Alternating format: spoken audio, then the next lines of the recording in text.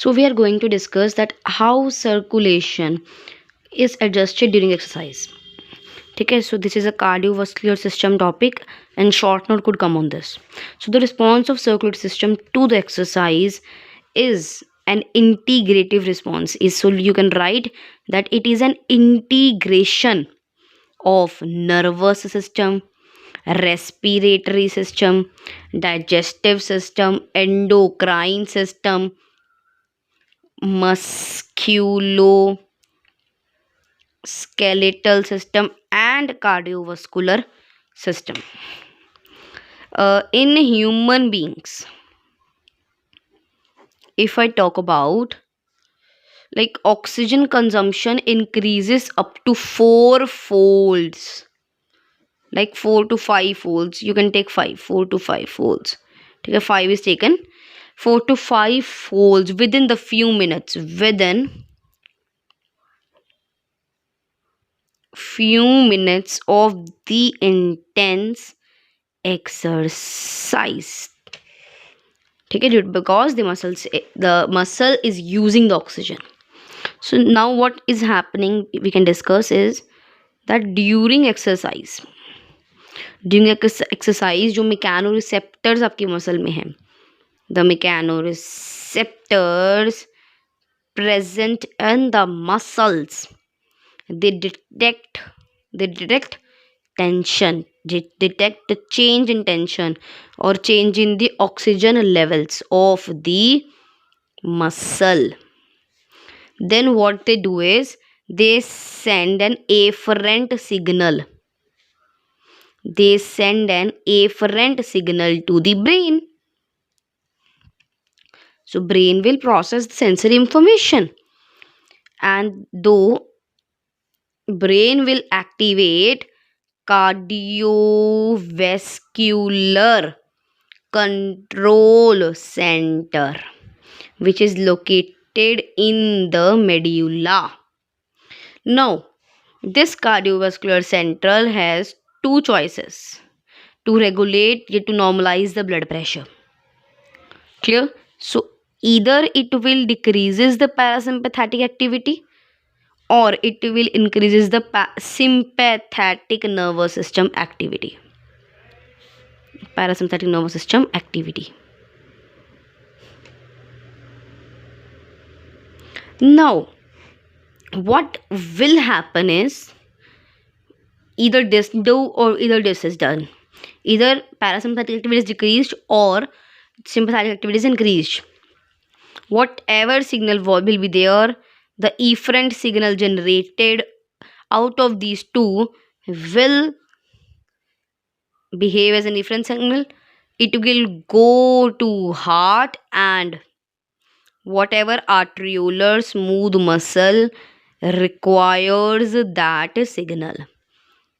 Okay, whatever muscle has detected the change, the signal will go to it. Now what signal is to be gone? That if there is a parasympathetic decrease in parasympathetic activity, what will happen is during that time your heart rate is increased. Your heart rate will very much increased. Heart rate increase matlab muscles are working more. Your muscular activity is very much. You will breathe, you will half, like, है ना, like this. जैसे हाफते हैं लोग. ठीक है, तो breathing बढ़ेगी, venous return बढ़ेगा. वीनस रिटर्न क्या होता है? कितना रिटर्न जा रहा है ब्लड आपका राइट वेंट्रिकल्स. ठीक है, तो क्या है वीनस रिटर्न? कितना ब्लड आपका वेन से राइट एट्रियम को आता है पर मिनट. ठीक है, वीनस रिटर्न बहुत ज़्यादा बढ़ जाएगा. अब राइट एट्रियम से आएगा राइट वेंट्रिकल में, देन आगे जाएगा. तो इससे क्या होगा? स्ट्रोक वॉल्यूम एकदम से बढ़ जाएगा. स्ट्रोक वॉल्यूम बढ़ने का मतलब क्या है? कार्डियक आउटपुट बढ़ना. तो कार्डियक आउटपुट बढ़ गया, हाँ है ना. कार्डियक आउटपुट बढ़ गया मतलब बीपी इज नॉर्मल. और ऐसे ही सिंपैथेटिक कैसे करता है? सिंपैथेटिक के केस में जो हार्ट रेट है वो बढ़ेगा. हार्ट रेट इज इंक्रीज क्योंकि कॉन्ट्रैक्शंस जो मसल्स की है वो muscle contraction is very very much. अब मसल्स को चाहिए बहुत ज़्यादा ऑक्सीजन, तो ये करवाएगा वासोडाइलेशन हमारे arterioles of the skeletal muscle और हार्ट की। वासोडाइलेशन में बहुत सारा ऑक्सीजन गया, उस टाइम के लिए क्या होगा, बाकी ऑर्गन्स को ब्लड कम दे सकते हैं, तो बाकी ऑर्गन्स के जो आर्टरियोल्स हैं उनकी कॉन्स्ट्रिक्शन करवा दो कि उनको ब्लड ना जाए या बहुत कम जाए, ताकि जो पहले जहाँ मेन जरूरत है वहाँ काम खत्म कम कर लें। तो इससे क्या होगा, आपका TPR है जो वो बढ़ जाएगा। TPR आपका कम हो जाएगा। वासोडाइलेशन के केस में TPR कम होता है, कंस्ट्रक्शन के केस में बढ़ता है। ठीक है। BP बहुत ज़्यादा बढ़ जाएगा। ब्लड बहुत प्रेशर से आ रहा है क्योंकि वासोडाइलेशन भी हुई है और वासो कंस्ट्रिक्शन बाकी कर रहे हैं, इसकी वासोडाइलेशन हो रही है। अब इस BP को नॉर्मल लेकर आना है। इस BP को जब मैं नॉर्मल पे लेकर आऊँगी तो कार्डियक आउटपुट थोड़ा बहुत कम हो चुका होगा और थोड़ी बहुत TPR भी आपकी कम हो चुकी होएगी, क्योंकि रेजिस्टेंस कम होगी, कार्डियक आउटपुट कम होगा, BP आ जाएगा नॉर्मल पे। सो ये था कि how like we can adjust the circulation. अच्छा, कुछ एक्स्ट्रा पॉइंट्स नोट कर लें। फिर ये जो एफरेंट सिग्नल था वो मसल रिसेप्टर वाला, वो बेरो रिसेप्टर को बता दे, जहाँ पे बेरो रिसेप्टर्स होंगे वहाँ पे उसको बता देगा कि हाँ भाई BP नॉर्मल पे आ गया है।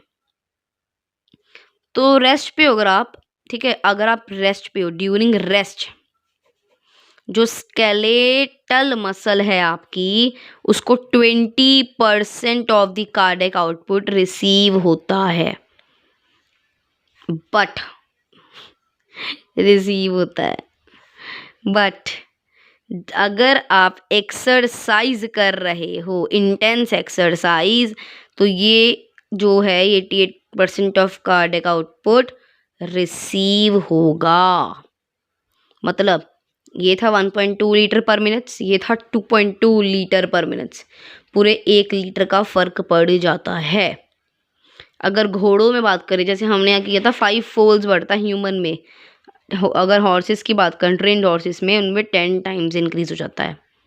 ठीक है। So this was that how circulation is tested during the exercise.